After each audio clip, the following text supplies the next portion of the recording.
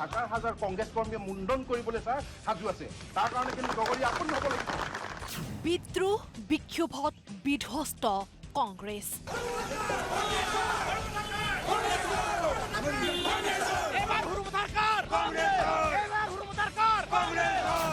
মিত্ৰতাক লৈ সমষ্টিয়ে সমষ্টিয়ে কংগ্ৰেছ কৰ্মীৰ মুকলি বিদ্ৰোহ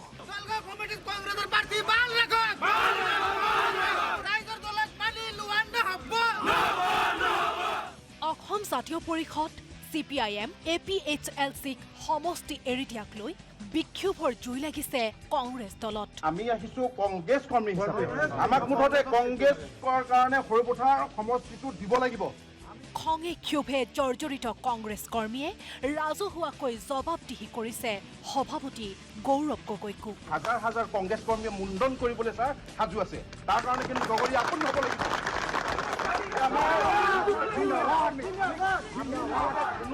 বৃহস্পতিবাৰে গোলাঘাটৰ আৱৰ্ত ভৱনত সৰুপথাৰ সমষ্টিৰ কংগ্ৰেছ কৰ্মীয়ে গৌৰৱ গগৈক ঘেৰাও কৰি প্ৰশ্ন কৰিছিল AJPক কিয় এৰি দিছে সৰুপথাৰ আমাৰ সৰুপথাৰ আমাক লাগিবই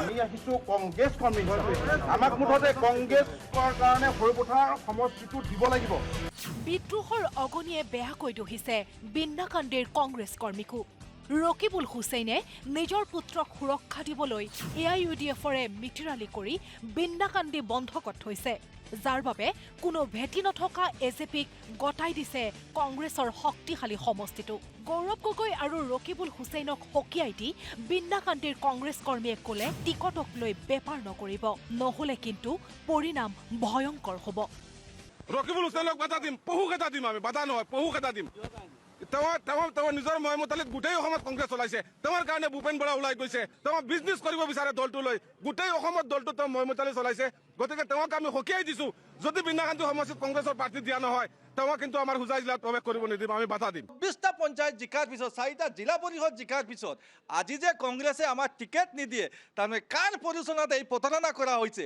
সেই কথাখিনি আমাৰ গৌৰৱ গগৈ ডাঙৰীয়াই উত্তৰ দিব লাগিব লুৰিণজ্যোতি গগৈ ডাঙৰীয়া কিয় টিকেট মাইনৰিটি মানুহে ভোট দিব লুৰিণজ্যোতি গগৈ ডাঙৰীয়াত মাইনৰিটি মানুহে ভোট নিদিয়ে বিন্নাকান্দি সমষ্টিত আমাৰ কংগ্ৰেছৰ টিকেট লাগিব নহ'লে পৰিণাম ভয়ংকৰ হ'ব পিছত আমাৰ হাইকমাণ্ডত চিধা কথা বিন্নাকান্দিত কংগ্ৰেছৰ প্ৰাৰ্থী দিব লাগিব এইটো আমাৰ ডিমাণ্ড দিবই লাগিব আমাৰ নগাঁৱৰ এজন মন্ত্ৰী প্ৰাক্তন মন্ত্ৰীৰ তেখেতৰ পুত্ৰৰ সমষ্টিখন বচাবৰ কাৰণে AIUDFৰ লগত গোপন বুজাবুজিত লুৰিণজ্যোতিৰ লগত আলোচনা মৰ্মে এটা বৃহৎ অংকৰ মুটাদনৰ বিনিময়ত বিন্নাকান্দিত AJP নাম নজনা আজিলৈকে কোনো কৰ্মী সাধাৰণ মানুহে AJP বুলি ভালকৈ চিনিও নাপায় বিন্নাকান্দিৰ ৰাইজে বিন্নাকান্দিৰ কংগ্ৰেছ কৰ্মীয়ে ধৈৰ্যৰ বাট হেৰাই দিছে গতিকে কংগ্ৰেছ দলৰ কৰ্মীয়ে তেনে মিত্ৰজোঁটৰ যিটো ধৰ্ম সেই ধৰ্ম বিন্নাকান্দিত এইবাৰ পালন নকৰে এইটো খাটাং প্ৰত্যাহ্বান হ'ব আমি বিকল্পৰ সন্ধানো কৰিম গোটেই বছৰ খালি কংগ্ৰেছ কৰি থাকিব আৰু ইলেকশ্যন আহিলে যদি মিত্ৰতাৰ টিকেট যদি গুচি যায় তেনেহ'লে আমাৰ নিচিনা সাধাৰণ মানুহৰ কি অৱস্থা হ'ব সাধাৰণ যিবিলাক কৰ্মী আছে সেইবিলাকৰ মনোবল ভাঙি যাব সেইকাৰণে কংগ্ৰেছৰ টিকেট দিব লাগে বিধায়ক হোৱাৰ সপোনে শুবলৈ দিয়া নাই অসম জাতীয় পৰিষদৰ সভাপতি লুৰিণজ্যোতি গগৈক সেয়ে লুৰিণজ্যোতি গগৈক বিৰোধিতা কৰা খোৱাং সমষ্টিৰ কংগ্ৰেছ কৰ্মীক হকিয়নি AJPৰ সভাপতিৰ প্ৰতিবাদ নহয় শুই শুই সমৰ্থন কৰক খোৱাঙৰ কংগ্ৰেছ কৰ্মীয়ে বিজেপিক ৰুধিবলৈ ওলাই অহাজনক বিৰোধিতা কৰিবলৈ খোৱাঙৰ কংগ্ৰেছ কৰ্মীসকল LP স্কুলৰ ছাত্ৰ নেকি বুলি প্ৰশ্ন লুৰিণজ্যোতি গগৈৰ প্ৰত্যেককে আমি কম যে আহ্বান জনাম আপুনি চকুমুদি বিচনাত শুই পিনে আপুনি সিদ্ধান্ত লওক যে বিজেপিক পৰাভূত কৰিবলৈ আপোনাৰ দায়িত্ব কি নিজে নিজক সুধিব লাগে যে মই বিজেপিক পৰাভূত কৰিবলৈ মই আগবাঢ়ি আহিছোঁ যদি বিচনাখনত শুই চকুমুদি ভাবক যে মোৰ দায়িত্ব কি ৰাজনীতিৰ লগত জড়িত হৈ থকা মানুহবোৰ ৰাজনৈতিকভাৱে পৰিপক্ক তেওঁলোকতো শিশু নহয় তেওঁলোকৰতো LP স্কুলৰ ছাত্ৰ নহয় তেওঁলোকে বুজি পায় তেওঁলোকৰ দায়িত্ব কি তেওঁলোকৰ কি কৰণীয় কৰ্তব্য অজাপ সভাপতিৰ এনে উপলুঙাসূচক মন্তব্যৰ পিছতেই জাঙুৰ খাই উঠিল খোৱাঙৰ কংগ্ৰেছ কৰ্মী আমাক LP স্কুলৰ ছাত্ৰৰ সৈতে তুলনা কৰাৰ পূৰ্বে লুৰিণজ্যোতি গগৈয়ে নিজকে প্ৰশ্ন কৰক যিটো দলৰ খোৱাং সমষ্টিত কোনো অস্তিত্বই নাই সেইটো দলে নিৰ্বাচন খেলাৰ কথা কিয় ভাবিব লাগে নে ভেজাল জাতীয়তাবাদীৰ পোছাক পিন্ধা লুৰিণজ্যোতিৰ বিধায়ক হোৱাৰেই একমাত্ৰ সপোন নেকি? তেখেতে নাজানে ৰাজনীতিৰ বিষয়ে যে ৰাজনীতি কি হয়। চিৰিফ তেখেতে মানে শাসনৰ বাগজৰীডাল পাম বুলি আশা কৰি এই খোৱাং সমষ্টিত তেখেতে আশা কৰি আছে, কিন্তু এইটো সম্ভৱ নহয়। গৰিহণা দিওঁ, কাৰণ নিজে এটা দল সুদৃঢ় কৰি ল'ব নোৱাৰি তেখেতে আজি কংগ্ৰেছ দলৰ বুকুচাত উঠি পিনে এই কামটো কৰিবলৈ বিচাৰিছে, সেইটো কথা কিন্তু আমি কেতিয়াও গ্ৰহণযোগ্য হিচাপে মানি ল'ব নোৱাৰোঁ। আমাৰ কংগ্ৰেছৰ ফালৰ পৰা এটা বস্তু বহুত ভাল হৈছে, আমাৰ BLA হওক বুথ হওক চব বস্তু আমাৰ অ'কে থকাৰ পাছতো তেওঁলোকে যদি এটা বুথ কমিটিও যদি আজিলৈকে বনোৱা নাই, তেনেকৈ তেওঁলোকে আহি পিনে আমাৰ খোৱাং সমষ্টিত কেনেকৈ এজন বিধায়ক খেলাব পাৰে? ডিমৌ সমষ্টিতো কংগ্ৰেছ কৰ্মীৰ মাজত ক্ষোভৰ জুই লাগিছে, কাৰণ ডিমৌ কেতিয়াও এৰি নিদিয়ে কংগ্ৰেছ কৰ্মীয়ে। 230টা বুথত শক্তিশালী হৈ থকা কংগ্ৰেছ দলে এইবাৰ জয়লাভ কৰিবই কৰিব। গতিকে জয়ৰ পূৰ্ণ সম্ভাৱনা থকা ডিমৌ সমষ্টিত আন কাৰোৰে স্থান নাই, এই দাবী কংগ্ৰেছ কৰ্মী আৰু প্ৰাৰ্থিত্বৰ দাবীদাৰ অজয় কুমাৰ গগৈৰ। আমি এটা কথা কৈছো যে এইবাৰ কংগ্ৰেছ দলেই ডিমৌ সমষ্টিত নিৰ্বাচন খেলিব। কংগ্ৰেছ দলে যে বিজয় ধ্বজা উৰুৱাবৰ কাৰণে দলৰ কৰ্মীসকলে, নিষ্ঠাবান কৰ্মীসকলে যেনেধৰণে কাম কৰিছে, যেনেধৰণে কঁকালত টঙালি বান্ধিছে, এইবাৰ এই দলে, আমাৰ দলে নিশ্চিতভাৱেই জয়লাভ কৰিব। আৰু তাত আন দলক এৰি দিয়া, আন দলৰ সৈতে বুজাপৰা কৰাৰ কোনো এতিয়ালৈকে প্ৰশ্ন আচলতে অৱতাৰণাই হোৱা নাই। নিৰ্বাচন খেলাটো নিশ্চিত, আৰু এইবাৰ নিৰ্বাচন খেলিম আৰু নিৰ্বাচনত জয়যুক্ত হ'ম। নাওবৈচা সমষ্টি কংগ্ৰেছৰ আছিল আৰু থাকিব। কোনো ৰাজনৈতিক দলৰ নাওবৈচাত নিৰ্বাচন খেলাৰ পৰিৱেশ নাই। অখিল গগৈৰ ৰাইজৰ দলৰ প্ৰাৰ্থী হৰিকান্ত দাসক আমি কেতিয়াও মানি নলওঁ। নাওবৈচাত আমাৰ পচন্দ কংগ্ৰেছ দল। কংগ্ৰেছৰ বাদে আন কাৰোবাক নাওবৈচা এৰি দিলে জোৰদাৰ হ'ব প্ৰতিবাদ।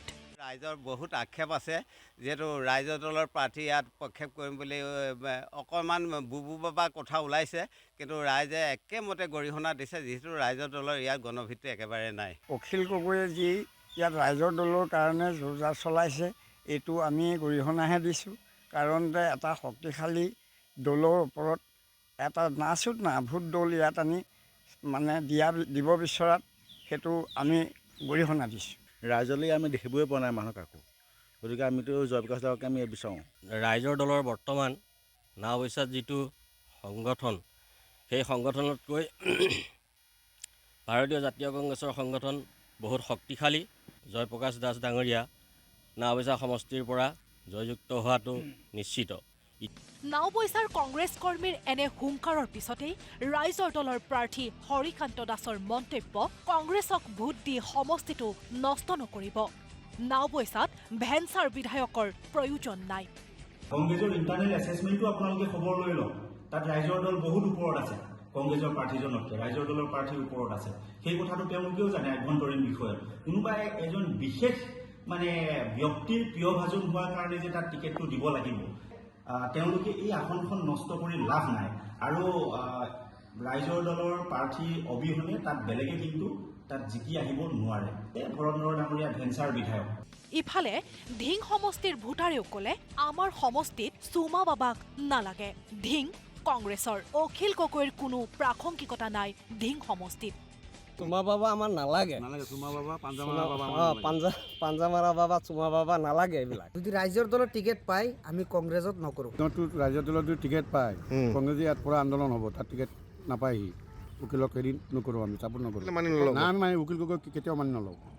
বৰহমপুৰৰ কংগ্ৰেছ কৰ্মীয়েও মানি নলয় অসম জাতীয় পৰিষদৰ ৰাজেন গোহাঁইক। দুদিন পূৰ্বে কংগ্ৰেছৰ প্ৰাৰ্থিত্বৰ দাবীদাৰ ৰঞ্জিত বৰাই কৈছিল, ৰাজেন গোহাঁইয়ে জাতীয়তাবাদ কি সেয়া আমাক শিকাব নালাগে। প্ৰত্যুত্তৰত ৰাজেন গোহাঁইৰ মন্তব্য, বিৰোধিতা কৰাটো তেনেই স্বাভাৱিক কথা। অসম জাতীয় পৰিষদ দলত ৰাজেন গোহাঁইয়ে জইন কৰিছে, কিন্তু ৰাজেন গোহাঁই দুইখন ভৰি ক'ত আছে? প্ৰথম কথা, তেওঁ কেতিয়াবা জাতীয়তা প্ৰেমী হ'ল? যদি তেওঁ দুইখন ভৰি, তেওঁৰ ল'ৰাটো আৰু ছোৱালীজনী, বোৱাৰীজনী এতিয়াও যদি মানে বিজেপি দলৰ মেইন মূধচত থাকি কাম কৰি থাকে, আৰু তেওঁ দেউতাক কাকাই মই জাতীয়তাবাদী নেতা, তেওঁ ঘৰখনতে দেখোন হেৰি নাই। কেইজনমান